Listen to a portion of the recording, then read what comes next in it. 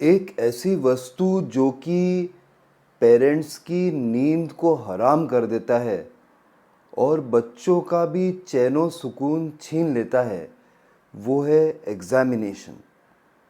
Examination जो हमारे देश में जो भी सिस्टम चलता है, इसके हिसाब से बहुत ही ट्रबलसम टाइम होता है स्टूडेंट्स के लिए। और अगर आप मेरी माने तो ज़्यादा ट्रबलसम टाइम होता है पेरेंट्स के लिए। तो आखिर ये अगर समस्या हो रही है तो इसका निराकरण क्या हो सकता है? एग्ज़ाम स्ट्रेस से हमको कैसे लड़ाई करनी है, इस बारे में आज मैं आपसे बात करना चाहता हूँ। उससे पहले मैं आपको ये बताना चाहता हूँ कि ये एग्ज़ाम स्ट्रेस जो है, एग्ज़ाम के कारण जो चिंता दिमाग में आती है स्टूडेंट्स के और साथ में उनके पेरेंट्स के, आखिर ये चिंता क्यों आती है? क्या ये चिंता सही में जायज़ है? इन सारे विषयों पर हम आज बात करेंगे। तो I am sure exam time अभी आने वाला है और कुछ स्टूडेंट्स का आ चुका है, तो ये टॉपिक बहुत ही आपके इंटरेस्ट का है। और अगर आपको ज़्यादा जानकारी चाहिए इस विषय में तो एक ही चीज़ करना है, आपको मेरे साथ पूरे वीडियो में बने रहना है। अभी तक अगर आपने मेरा चैनल सब्सक्राइब नहीं किया हो तो प्लीज़ सब्सक्राइब कर देना है। पहले हम लोग कारणों के बारे में विवेचना करेंगे कि ऐसे क्या कारण हैं, ऐसे क्या रीज़न हैं जिस कारण से एग्ज़ाम स्ट्रेस हो जाता है। एग्ज़ाम को एक हवा क्यों बनाया गया है? एक डेमन के रूप में देखा जाता है। स्टूडेंट्स बहुत बहुत घबराते हैं, चाहे वो अच्छे पढ़ने वाले स्टूडेंट्स हों या फिर एवरेज स्टूडेंट्स हों और जो पढ़ाई में ज़्यादा अच्छा परफॉर्म नहीं कर रहे हैं।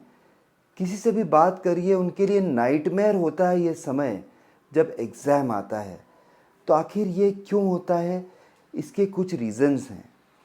सबसे पहला रीज़न ये है कि एक रिवीजन प्लान का अभाव, प्रॉपर गाइडेंस स्टूडेंट्स के पास नहीं रहता है। उनको पता ही नहीं रहता है कि पढ़ाई कैसे करना है। पढ़ाई करना जो है और अच्छे मार्क्स लेना एक साइंस ही नहीं, एक आर्ट भी है। इसलिए आपको वो सीखना चाहिए। एक्चुअली स्टूडेंट्स क्या करते हैं कि एक या दो या तीन चैप्टर्स जो समझो फर्स्ट टर्म में आए थे उनको रिवाइज करते जाते हैं और फिर लास्ट के चैप्टर्स पे इतना ध्यान तवज्जो नहीं देते हैं। यूजुअली जब वो पढ़ाई स्टार्ट करते हैं तो स्क्रैच से स्टार्ट करते हैं। जैसे एग्ज़ाम डेट आ गई तो चैप्टर नंबर 1 से स्टार्ट करते हैं। और ये लोग भी, एडमिनिस्ट्रेटर्स भी स्कूल के समझ नहीं पाते हैं। इतने इतने चैप्टर्स छोटे छोटे बच्चों को रख देते हैं, जैसे कि समझिए कि फर्स्ट टर्म के भी चैप्टर्स दिए जाते हैं, मिड टर्म के और फाइनल टर्म के। तो ये सिस्टम बहुत ही गलत है। पहले के थोड़े समय की पहले की बात करूं, 10 साल पहले की, तो ऐसा सेमिस्टर टाइप सिस्टम आ गया था कि जो फर्स्ट टर्म में आ गया है वो सेकेंड टर्म में नहीं आएगा। पर अभी देखने में आ रहा है कि चाहे वो बोर्ड एग्ज़ाम हो या नॉर्मल एग्ज़ाम हो, मैं इतने स्टूडेंट्स को पढ़ाता हूँ, मैं रोज़ देखता हूँ कि जब उनका फाइनल एग्ज़ाम आ रहा है तो मिड टर्म का भी और फर्स्ट टर्म का भी और पीरियोडिकल्स के भी जितने भी चैप्टर्स हैं उनको जोड़ दिए गए हैं साथ में।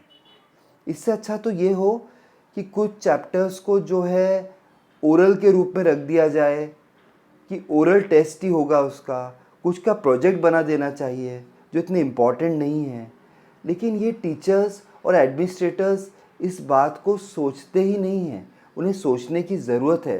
तो स्टूडेंट्स को ये समझना है कि रिवीजन प्लान बहुत ज़रूरी है। उन्हें प्रॉपरली हर एक चैप्टर पर तवज्जो देना है। नहीं तो क्या होता है, समझो 10 चैप्टर हैं, उसमें आपने 2-3 चैप्टर्स को 4-5 बार रिवाइज़ कर लिया और 2-3 चैप्टर को आप टच ही नहीं कर पाए एग्ज़ाम से पहले, तो ये बहुत ही गलत हो जाएगा। इसलिए बराबर अपना ध्यान रुझान हर एक चैप्टर पर आपको रखना चाहिए on one hand. On the other hand आपको अपने टीचर्स से पूछना है कि कौन से चैप्टर्स में से कितने मार्क्स के क्वेश्चंस आ सकते हैं। बोर्ड एग्ज़ाम हो, चाहे वो आईसीएसई का हो, सीबीएसई का हो या स्टेट बोर्ड का हो, हमेशा एग्ज़ाम से पहले आपको ये पता लग जाता है कि किस चैप्टर से कितने मार्क्स के क्वेश्चन आने वाले हैं। लेकिन स्कूल एग्जामिनर्स को, स्कूल टीचर्स को भी बताना चाहिए, और अगर वो नहीं बता रहे हैं तो स्टूडेंट्स को पूछना चाहिए, स्टूडेंट नहीं पूछ पा रहे हैं तो पेरेंट्स को पूछना चाहिए। तो revision plan plays a very important role. आपको रोल प्ले करना पड़ेगा एज अ स्टूडेंट, टीचर को रोल प्ले करना पड़ेगा, एडमिनिस्ट्रेटर को रोल प्ले करना पड़ेगा, पूरे एजुकेटर्स जो हमारे कंट्री में हैं उनको ज़रूर एक रोल प्ले करना चाहिए इस बारे में। सेकेंड बात मैं बताऊं कि पीयर प्रेशर। पीयर प्रेशर मतलब दोस्त जो होते हैं ना, हमारे जो स्टूडेंट्स के दोस्त होते हैं, यही लोग घबराहट फैलाते हैं।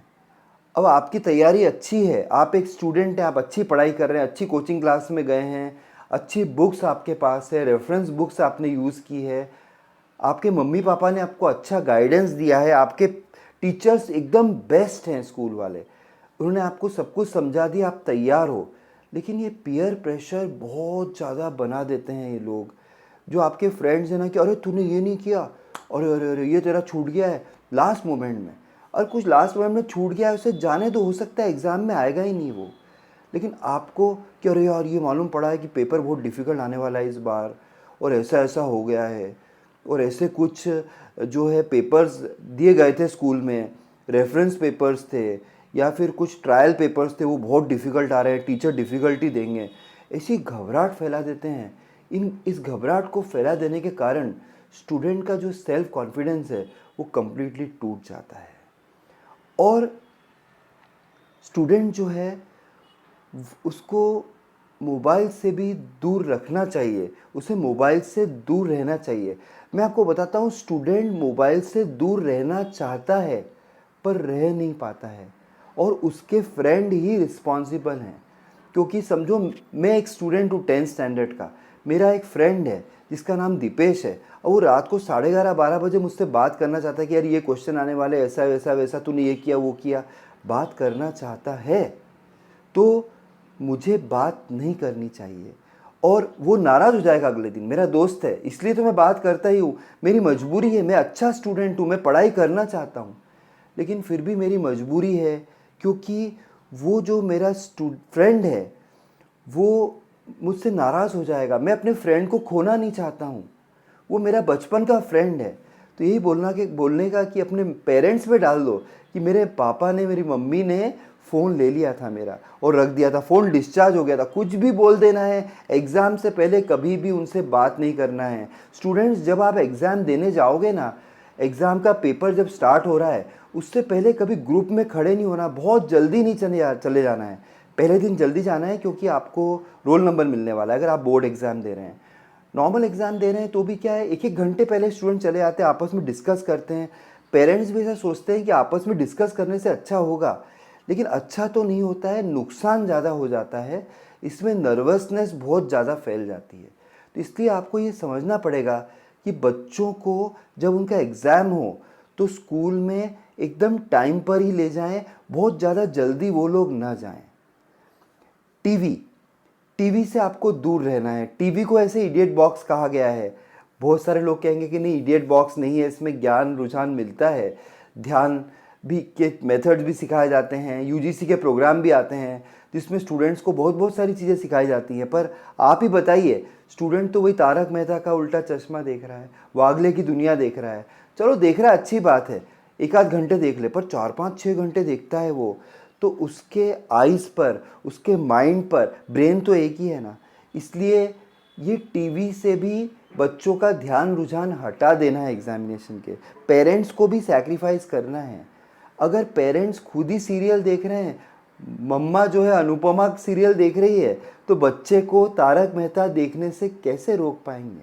आपको भी सैक्रिफाइस कराना पड़ेगा। बच्चों को खाना जो है, जो भोजन करेंगे, वो एकदम ही लाइट करना चाहिए। जो बैलेंस डाइट है वही देना है। अगर आप सोचते हैं कि बच्चा हलवा पूरी खाकर, क्योंकि त्यौहार भी आएंगे इस समय, होली आएगा और महाशिवरात्रि आएगा, उपवास के बहुत सारे आइटम खा रहा है वो, और हलवा पूरी खाने के बाद आप सोच सकते हो कि बच्चा कभी पढ़ पाएगा ठीक से? नहीं पढ़ पाएगा।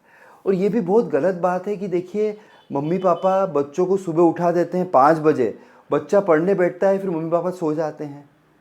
तो ऐसा नहीं करना है। अगर आप उसे 5 बजे उठा रहे हैं तो आपकी ज़िम्मेदारी है पेरेंट्स की, आपको भी साथ में बैठना है उसको मोटिवेट करना है, उसे इंस्पायर करना है बच्चे को, तभी वो अप टू द लेवल आएगा।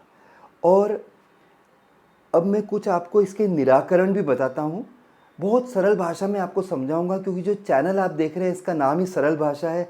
हाय, मैं हूँ आपका होस्ट और दोस्त अतुल। अभी तक अगर आपने मेरा चैनल सब्सक्राइब नहीं किया हो तो प्लीज़ सब्सक्राइब कर दीजिएगा, वीडियो को लाइक करिएगा, फ्रेंड से शेयर करिएगा, और हाँ, बेल आइकन को ज़रूर हिट करिएगा, जिससे मेरे सारे वीडियोस आपको आसानी से मिल जाएंगे। देखिए, मैं आपसे ये बोलना चाहता हूँ कि क्या क्या चीज़ें करनी हैं, जो अभी हमने बात भी की है। सम अप पहले कर लें। टीवी नहीं यूज़ करना है, मोबाइल का ज़्यादा यूज़ नहीं करना है, और बच्चों को कब उठाना है, कब पढ़ाई करवाना है, ये भी देखना है। चलो, शास्त्रों में लिखा गया है कि ब्रह्म मुहूर्त बहुत अच्छा होता है। सुबह 4-5 बजे उठ के जो कार्य करते हैं उसका रिजल्ट बहुत अच्छा आता है। लेकिन आप बच्चे की तासीर भी देखो, वो रात को 12-1 बजे तक पढ़ सकता है पर सुबह उठ नहीं सकता है। हर एक इंसान की टेंडेंसी अलग है ना। कोई बच्चे को फुटबॉल पसंद है तो किसी को क्रिकेट पसंद है ना। हर एक उंगली बराबर नहीं है ना। इसलिए पेरेंट्स को भी ये देखना पड़ेगा कि सुबह उठ गया है, वो फ्रेशनेस महसूस कर ही नहीं रहा है, तो इसलिए उसको ये ध्यान रखना है कि कभी भी वो जो स्टूडेंट है उसको सुबह उठाना नहीं। अगर वो रात को पढ़ना चाहता है रात को पढ़ सकता है। और अनाउंसमेंट मत करो यार। आसपास आप बोल देते मेरा बेटा आईआईटी की तैयारी कर रहा है, एनईटी देने वाला है, फलाना मेडिकल के एग्ज़ाम देगा, सीए बनने वाला है, इंजीनियर बनने वाला है। पहले ही वो बना नहीं है, उससे पहले ही आपने अनाउंसमेंट कर दिया है दुनिया भर में। बच्चे के सिर पर बोझ रख दिया है कि तेरे को ये बनना ही है। थोड़ा बोझ तो रखना भी चाहिए, लेकिन दुनिया भर में आपने अनाउंसमेंट कर दिया है। आने जाने वाले लोग कह रहे हैं कि देखो वो डॉक्टर जा रहा है, वो इंजीनियर जा रहा है, और वो देखो सीए जा रहा है, वो आईआईटी का इंजीनियर जा रहा है। इतना प्रेशर बना देंगे कि स्टूडेंट्स की ज़िंदगी खराब हो जाएगी। वो स्टूडेंट लाइफ जो एंजॉय करना चाहिए वो एंजॉय करने ही नहीं देते हैं आप पहले से ही, क्योंकि आपने इतना बड़ा बोझ रख दिया। उनको समझाओ कि ये ज़रूरी है लाइफ के लिए, लेकिन उन पर इतने ज़्यादा एक्सपेक्टेशन मत रखो। आप देखो कि आपके बच्चे का कैलिबर कितना है। मैं इतने स्टूडेंट्स को पढ़ाता हूँ, बहुत सारे पेरेंट्स आते हैं, बच्चे का कैलिबर है ही नहीं उस लेवल तक, लेकिन उसको बोलते हैं इसको 99% मार्क्स आने चाहिए। अब कैसे आ सकते हैं? 70 तक आ सकते हैं, 65 तक आ सकते हैं, लेकिन 99 तक नहीं आ सकते। उसका कैलिबर नहीं है, अभी नहीं है, धीरे धीरे डेवलप हो सकता है। Nothing is impossible in this world. लेकिन पेरेंट्स भी कभी कभी क्या हिटलर टाइप बन जाते हैं, फिर वो अपने बच्चे को खो देते हैं। ऐसे ही बता रहा हूँ मैं आपको। कितने पेरेंट्स मेरे पास आके बोल चुके हैं कि सर हमने अपना बच्चा खो दिया है। वो दूसरे लोगों की तरफ अट्रैक्ट होता है, दूसरे पेरेंट्स की बात सुनेगा, वो दूसरी जगह से इंफॉर्मेशन ढूंढेगा, पर आपके पास नहीं आएगा। जब आप बूढ़े हो जाएंगे तब भी आपके साथ नहीं खड़ा रहेगा, अगर अभी आपने उसका साथ नहीं दिया। जब फादर का जूता और बेटे का जूता एक ही साइज़ का ऑलमोस्ट होने लगता है, मतलब 10th में आ जाता है बच्चा, तब आपको फ्रेंडली रहना चाहिए। मदर को भी बहुत इंपॉर्टेंट रोल प्ले करना है। तो टीवी से दूर रखना है, मोबाइल से दूर रखना है, बहुत हैवी खाना नहीं खिलाना है, हो सके तो थोड़ा एंटरटेनमेंट की व्यवस्था करना है, कहीं घुमा के लेके आना है। ऐसा नहीं कि पिक्चर देखने ले जाओ, नहीं नहीं नहीं, कहीं मॉल में घुमा लाए, इट्स ओके, या एक राइड पे कार पे ले गए या बाइक पे ले गए, ऐसा कुछ भी आप कर सकते हैं। अच्छा खाना खाना है, 10 ग्लास पानी उसको ज़रूर ज़रूर पिलाना है। कभी कभी सिंसियर स्टूडेंट्स क्या है, पढ़ाई में इतने एंग्रॉस्ड हो जाते हैं कि उनको ध्यान ही नहीं रहता है कि खाना भी खाना है, पानी भी पीना है। वो मदर भी अगर इस टाइप की किटी पार्टी टाइप की है और पापा पार्टी करने वाले हैं, बिजनेस में बिजी हैं, तो फिर बच्चों को बहुत मुश्किल होती है। काफ़ी सारे बच्चे रॉन्ग स्टेप्स भी ले लेते हैं। इसलिए हमारे बच्चों को हमें बचाना है, सही गाइडेंस देना है। और ये जो पॉइंट्स मैंने बताए आपको अच्छे लगे होंगे। कैसे लगे हैं आप कमेंट बॉक्स में मुझे ज़रूर कमेंट कीजिएगा। फिर मिलता हूँ किसी और दिन ऐसी इंटरेस्टिंग टिप्स आपके साथ शेयर करते हुए। तब तक के लिए बाय, टेक केयर फ्रेंड्स।